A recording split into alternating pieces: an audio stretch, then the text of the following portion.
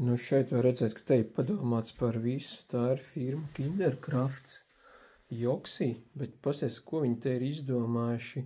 Viņi man liekas pat pārspējuši Saibeku Suprēmu platīnumu.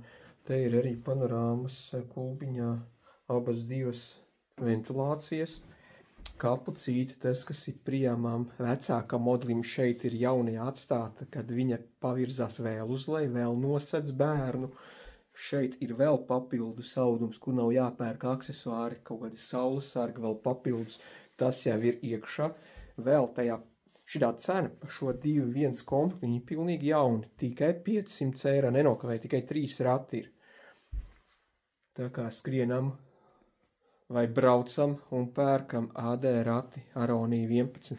Te nāk komplektā krūzes turētājs, soma, moskītīklis, elegantas sēžamdaļa, melnā krāsā, un pats galvenais arī ir eko ādas rokturi. Kinderkraft Joksī. 500 eiro. Tiekamies!